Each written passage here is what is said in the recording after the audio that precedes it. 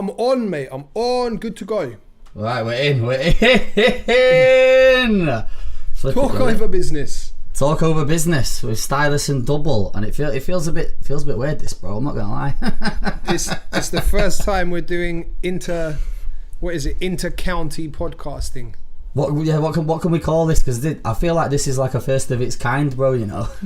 It's almost like now we're on. It feels like season 2 of Talkover. We've done season 1. It's not season 2, but it's just what it feels like. And yeah, it is actually. It's kind of a bit weird being in my room and you're not here and you're in your room. I feel like I'm about to be interrogated at like a phone interview of some sort, like for a job. You know what I mean? Well, the good thing is what we always talk about is the Friday night phone call. So it's obviously just that. And to be fair, our phone calls are always better than our conversations in person. Anyway, I hope you don't take that personally. I was just about to say, bro, that is a slight par, you know. It's actually true. Like, we have these conversations on the phone, and I feel like I don't know. They just run a lot smoother, man, and like the conversation is just a bit. I don't know why that is though. That's weird. That makes us sound like we're totally not friends. Yeah, innit? I prefer it when you're not in the room. So anyway, go on. I had a couple messages, couple DMs here and there and that, and people asking, have we stopped the Talkover podcast? Are we having a season break? And the answer for that is no. I did actually reply to these people, but for everyone else that's wondered why we've had a little bit of a gap, it's obviously Freshers Week happened. And Freshers Week for both of us was an absolute madness, as it was for like a bunch of DJs. How many jobs did you do in a row for Freshers?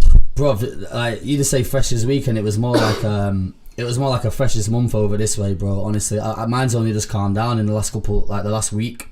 And yeah, I'm on death's doorstep, man. I think I did 25 bookings over 30 days. Gangster. So yeah, so bro, like I gotta be honest, man. Like I've been in this a long time, and this year is probably my busiest. Has it been your favourite though? Has it been your favourite Freshers? Yeah. Do you know what? It's been up there, man. Like, obviously, when you first start DJing and you first get active on the circuit and you get into Freshers and it's gas. Obviously, we've been in it a long time, so we know what to expect in it. So, but it's been up there, man. It's definitely been up there. Like, it's definitely been the most active Freshers that I've ever had. Anyway, like, it's literally been Tuesday night, Wednesday night, Thursday night, Friday night, Saturday night. Like, couple Sundays thrown in there. Then some corporate stuff like has been thrown in the mix as well. Then obviously you're squeezing all your own content in between, and the shit's intense, mate. I'm not gonna lie, but not complaining, family. I'm not complaining. Hectic. What about yourself? It's been my least favourite Freshers of my entire career. Any promoters that book Dubl, yeah, put your hands over your ears right now. No, not even to do with the promoters, you know. There was one exception, I can say, one single night that stood out from the rest, that actually is one of my favourite nights that I've DJ'd probably this year, and that was the show I did with Tory Lanez in Southampton. Yeah, that was wavy. That was just lit, brother. The whole night was amazing. The rest of Freshers, bro, they're a different breed this time around. The students are just... It's something I want to cover fully in like a whole episode, so just brush on it now, but like, they don't seem like they're out for partying anymore. It's literally just that 15-second turn up for the Instagram story, and that's it. And then they're just stood still again. And that's, brother, I've noticed it worse this year. Like, even worse this year. We're going to have to do a whole episode on it because I don't want to talk about it in depth right now. But, yeah. The social media stuff is definitely killing it, man. This year it's come through stronger than ever, innit? The Instagram, like, people trying to play up for the gram, it's the worst I've ever now. Seen it. It is the worst I have ever seen it. Well, we made it out alive, mate. We're all good.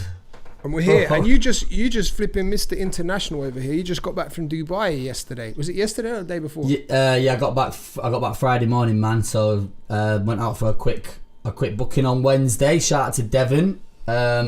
He's a DJ I knew from in the UK from time ago, and he's been out there. He went to Beirut like 7 years ago, then went to Dubai after like 3 years there. And yeah, he's still out there, man. So big up Devon. It was dope, man. Enjoyed it, bro. Bit of sun.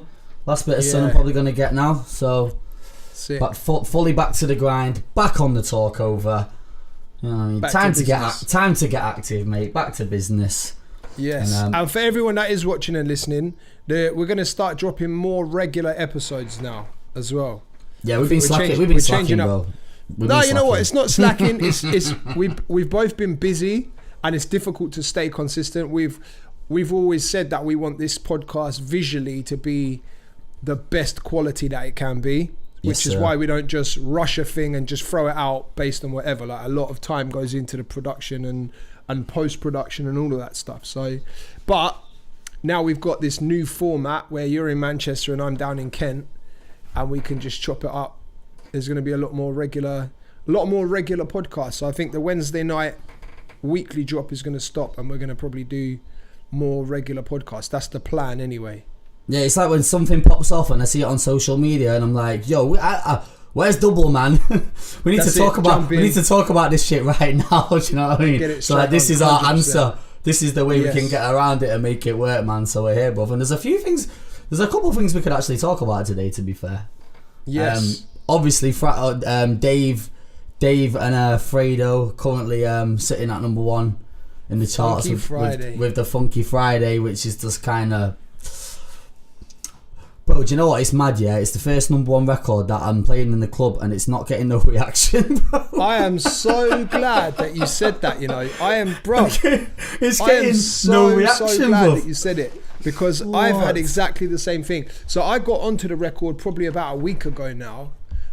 Same. It got sent out and it literally has just gone stellar within a week. And this is the thing, like, Dave doesn't really make club music. No, he doesn't. With the exception of No Words, which for me was borderline club. I think first time I heard No Words, I don't even think that was a club record. Gee, that wasn't a club record for me. Like, it was a radio hit that evolved into something. Like, it evolved into something bigger than it was. You know what I mean? Like, 100%. I mean, shouts to Steel Bangles. He obviously made the beat, and like he's making a hell of a lot of club bangers and stuff. But yeah, I mean, No Words, I don't think it was intended to be a club banger, but it turned out that way. And obviously I can still play it now and it gets a good reaction. But this record, it's weird. I like the song, but it's not got the club format. There's no like, there's a hook, but it's not like a super, super catchy hook. The song basically is like a hard rap record. Yeah, I feel like there's not much formula. Like, there's not much formula to the record, man. Like, it's a half decent record. I'm not a massive fan of the tune. Like, I'll run it in the clubs, and I've been running it this week, and literally, bar a couple man them in the rave. It's not like, I don't know, man. It just seems flat. It just seems a bit flat, innit? So I can't put my face, and I feel like it's came out of nowhere as well. Like, Absolutely. Obviously Dave's doing his thing, Fredo's been doing his thing, but I feel like Fredo's more still a little bit on the underground. I know he dropped I Caramba, and obviously the 100 record was a smash, but I just feel like this one's just came out of nowhere and it's literally hit the number 1 spot, and I can't figure out whether it's because they got mad following or they've put it out in a gap where the chart ain't really popping like that. Do you know what I mean? So they've had an easier running. I don't even want to downplay what they've done, because it sounds like I'm semi-hating on it, and that's not the case at all. But it's just the way they've just hit number 1 so clean and quick out of nowhere, bro. It's sick, but it's a bit mad at the same time. You know what? It's not the best UK rap tune out. And by that, that's not me saying it's a crap tune. I like the song, but it's not the best song out. Giggs has better records than that never went to number 1. 100. But yeah, I mean, I think they dropped it. Time-wise was quite clever, because it wasn't. I can't really think of anything like, no one else was dominating the timeline or anything like that. Again, you know what it is? Social media and streams. That's exactly how it got to number 1. And by doing it so quick, I think the reason it's not connecting in the clubs is because it's actually the younger audience that has propelled it to that place. The people that are streaming. Yeah, it's definitely the youngest. Yeah, it's the younger audience, man. Like 18, you're looking 18 to 25-year-olds are in the clubs, and I think it's the people younger than 18 that are streaming it and giving it all these counts that are pushing it up the charts. So I think for me, that's why it's not connecting in the clubs as well, because the slightly older audience aren't listening to it right now. Yeah, but I've been playing to a younger.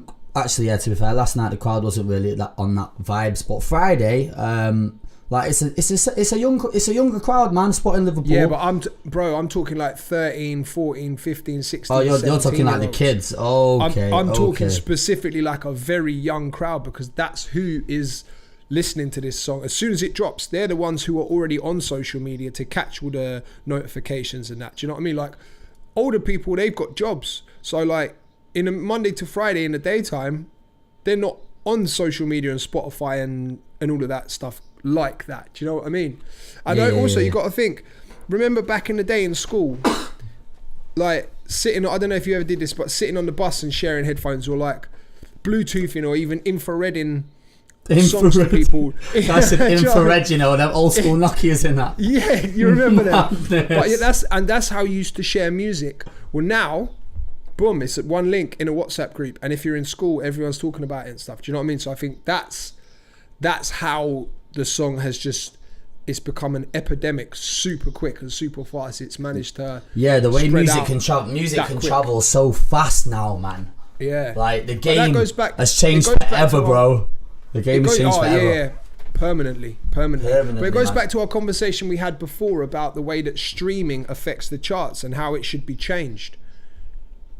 Because I mean, again, like, it properly sounds like I'm hating on the record. I'm not hating on this record. I like it, and it is a massive thing for UK rap music. The fact that we just got number one in the top. I don't think we realise how big it actually is. Like going forward, like a rap collabo of a song that doesn't really have that normal chart formula. Pop format, bro. There's no format to it. Like, and it's hard bars, beat. Like it's relatively unheard of, man. Like it has been unheard of. Yeah, it's quite bonkers, man. Austin, from Spotify, he was tweeting about it. How many days? 4.1 million streams up until Thursday night. 4.1. 4.1, and he put that's roughly the same amount of streams that Michael Jackson and the Beatles clocked up in the UK combined this week. Wow, that's mad. But again, it goes to show the demographic, because the younger people are not listening to the Beatles and Michael Jackson. Yeah, that's true. Do you know what I mean? So that's true. I think the youngers are more engaged in Spotify and stuff as well, bro. You know, like are the elders 100%. Really tapping into these streaming platforms like that? Like if I went to my dad about Spotify and shit, bro, he'd be like, "What are you talking about? You won't even." My dad probably don't even know what Spotify is. Gee. Yeah, see, the difference is my mum does. My dad doesn't use Spotify, but my mum does. So I don't know if you remember me telling you that she actually messaged me one time and said, "Oh, I've just put Future Mask Off in my favourites." Yes, I play the Future, like yes, Mumsy, and she loves Stormzy as well, innit? But yeah, my mum's big on Spotify. She actually has Apple Music as well. Yo, tell her to follow my playlist. Yeah, actually, she doesn't even follow mine. Save. But yeah, it is. You know what? It is crazy, and it's like, I feel like sometimes, a lot of the time, songs that are big on charts, big with chart success, and songs that are big online are not for the club. So I'm kind of wondering if maybe this is just one of those songs. Am I trying to force it into my club sets because of how much of a historic song it is?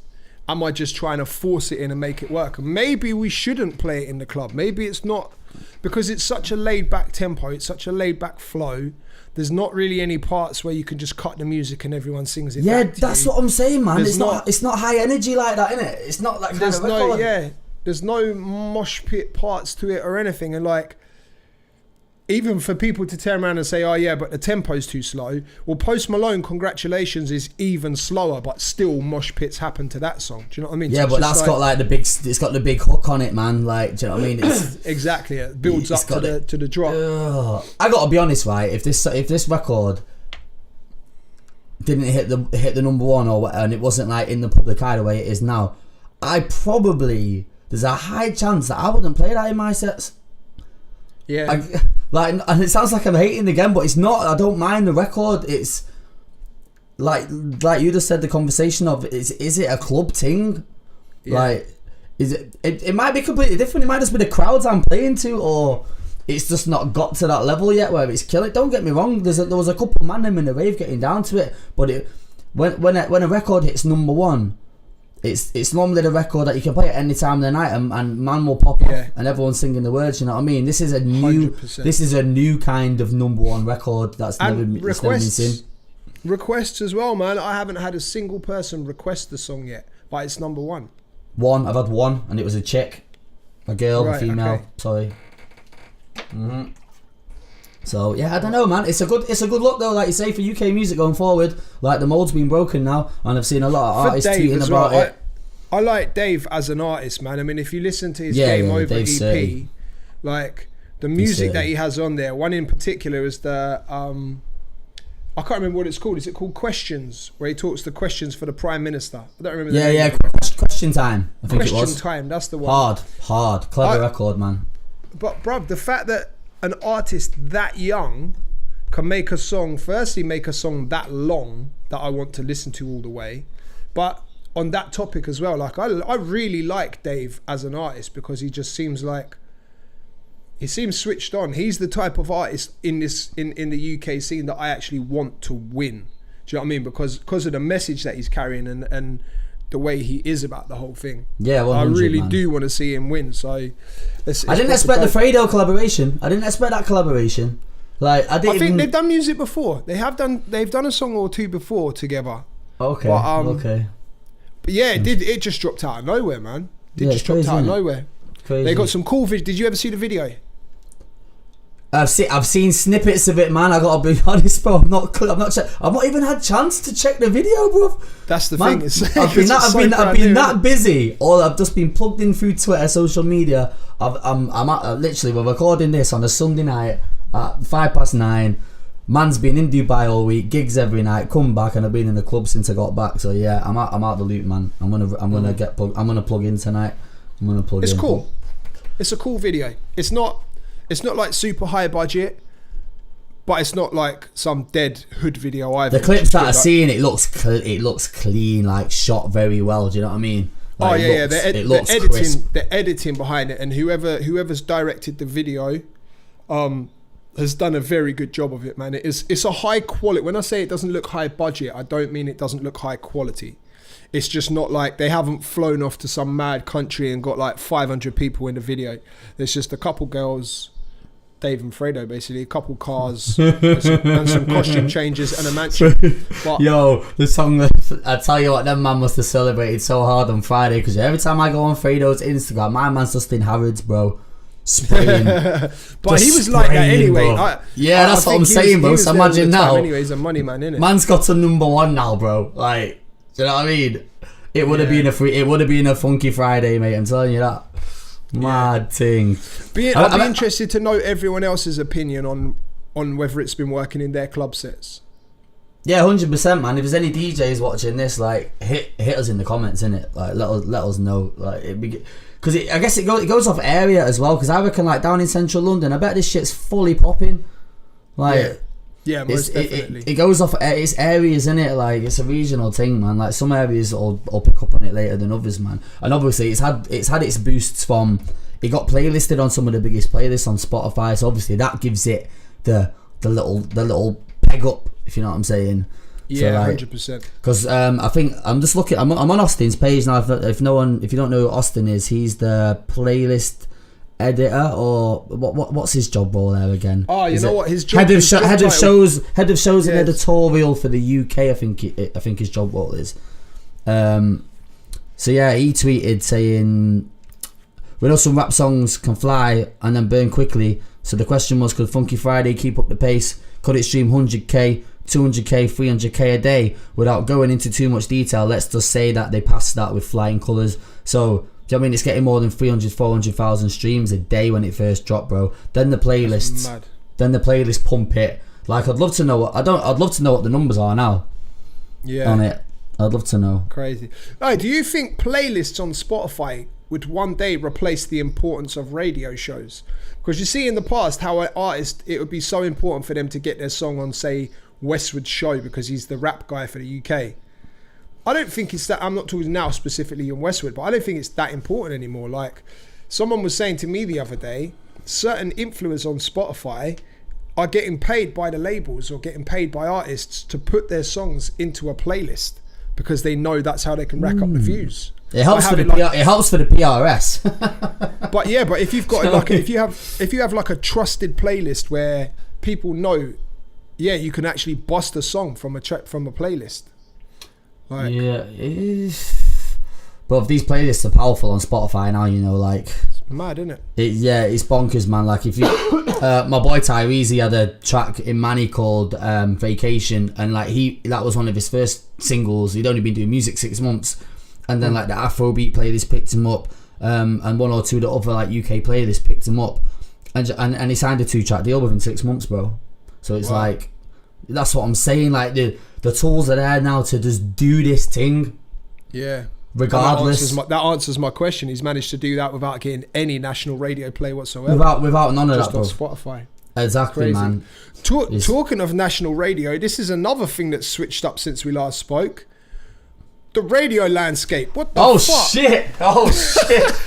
Yo, I tweeted. I was like, yo, it's radio transfer deadline day, man. Yes, I don't even watch football, but I'm like, yo. So right, okay. The most shocking thing for me was like, okay, Semtex announced that he's leaving Friday nights on Radio 1. So I was like, okay, well, I know he's in with Spotify. I know he's doing the interviews for Spotify, the Who We Be talks and stuff. So okay, that makes a sensible move for him. And then the next thing, Charlie Sloth leaves the BBC, or announces that he's leaving the BBC. Oh, it's a double whammy for the Beebs, wasn't it? And it's like, whoa. But then obviously Kenny Allstar, who's been doing the residency, has been given Semtex's slot on a Friday night. Not only that, obviously Nadia Jae has now been announced that she's going to be a new resident. Yo, big up Nadia, like, man. Big up Nadia. Shouts, massive achievement, man. And then just to spin you on your head completely, Semtex announces that he's going to be on Captial Xtra. Bro, I did not see that coming. I shouldn't even laugh, but like the Charlie thing, I seen that coming, but really?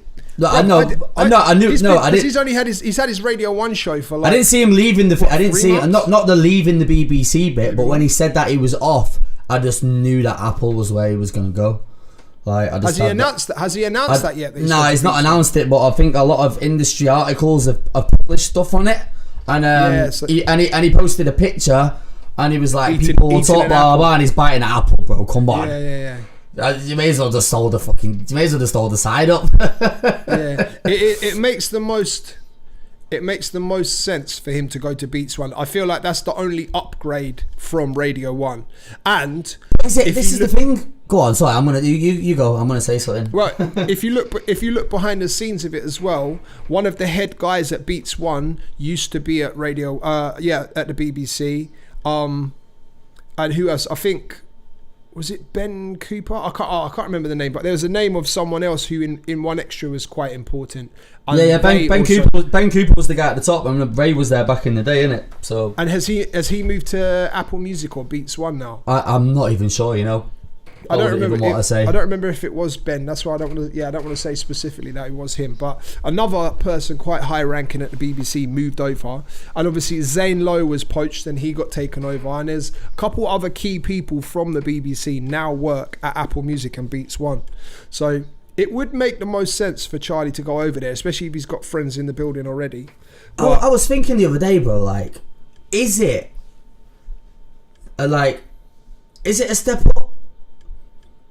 Like, how many people listen? How many people listen to these? This is the thing. I gotta be honest, bro. I ain't never listened to Beats Radio. I've listened to some Selection stuff and that.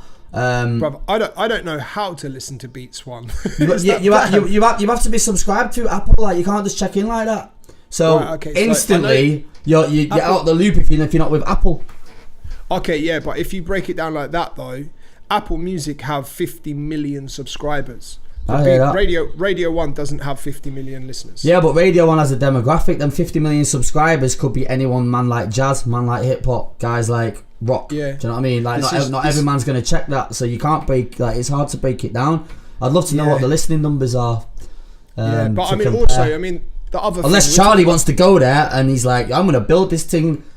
Take 5 in the booth over there and... Well, so Charlie owns the rights, so I read. Sir. Charlie owns the rights to Fire in the Booth, so Fire in the Booth will be going with him. Because it was his thing, so I think that's a smart move. So he leased it back to the BBC? Yeah, he licensed it. He licensed it to the BBC to use, basically. Powers. So very, very smart. Yeah, the Semtex thing is mad. Like, he's obviously been doing that time slot from early, bro. Like, even from I swear he was on there from when it launched, in it. He was there from the beginning. Yeah, I think he was the first DJ to be signed to unfiltered. That's crazy. And now he's doing the same time slot over on Captial. Mad. Yo, Clash. My man's a Sky. Yo, I'm Clash. Sound Clash. You know what? Kenny Allstar and Semtex are two completely different DJs, man. 100. If I want to listen to real, what I consider real hip hop, and if I want to listen to like some throwbacks as well, and if I want to have like good interviews to listen to and stuff, I'm going to listen to Semtex. But if I want to listen to like more street stuff and more like UK things and more current, but what's happening just in the UK, that's where I'm going to Kenny Allstar. Do you know what I mean? So like, they're two. And I read actually a statement that Kenny said he's not going to try and copy what Semtex did. He's coming with his own show, with his own style. So I think Kenny's got his own style anyway, innit? Like, Kenny's definitely he's got his own style. Like, his I didn't get a chance to listen on Friday. I think his first show was Friday. I'm gonna listen back, but yeah, Kenny's been plugged in from early, man. Like, he's gonna hold that spot nicely. Big up Kenny Allstar as well, man. Most definitely. He's a good dude as well, man. Like, he's a good guy, Kenny Allstar. I've met him once, but we've connected on socials many times over the years. Like, we chat and that, so like we know of each other's moves. So fair play, man. Right, they just need to give me and you a show now, innit? And then we're nice. we don't need them. We don't need them guys, man. We don't need them guys. We've got Talkover podcast. You get. In fact, it's an interesting one because these stations are now tapping into the podcast. Like, obviously, the Receipts podcast is like 3 girls from down south. They've been doing that a couple of years. They've just had a podcast residency on unfiltered, and now the 3 Shots of Tequila podcast is on there, doing like a podcast residency. So like, they're seeing the power that we're generating through this kind of platform. Obviously, podcasting is so popular now. Like, the radio want a slice of that too. Yeah. So you know what I mean? So you guys watching Talkover podcast, my don. Yes. £1,000 per episode. £1,000. That's just for me. That's just for what I was going to say. That's just for half of us. Get me? Nah, it's all good, man. Like, it's good to see the involvement. Everyone's moving forward, man. And I feel like the changes were semi-needed. Like, freshen shit up a little bit. You know what I mean? So yeah, 100%, man. Shakes everything up a bit. And not to mention the biggest announcement of all, I also left my radio show, which I've been doing for 7 years. Dubl's out the game. It's out the game. I'm not out the game. I'm in the new game. I'm in the new game. I'm now taking YouTube full time. So sick, man. Yeah. Now I feel like that's your lane, bro. Like this one-on-one interview stuff. Like, guys, if you're watching, and you're not plugged into Dubl's interviews, I don't watch many interviews, but like you're one of the people's interviews that I do watch. And like, that's talking about everyone in the world that does these interviews. There's only 2 or 3 people I mess with, and I do watch your shit, bro. Like, the way you prepare your stuff, and like you get your info. Some people go into these interviews and they don't even do I see man not even researching stuff. Like, don't get me started. I've not been on radio for 3. I've not even been on radio for 3 years, man. But like, it's a pet hate. You can't like, and you're just on your A game with that stuff, mate. So I hope it works out for you, my G. All the best with it. Yeah. See how it goes, man.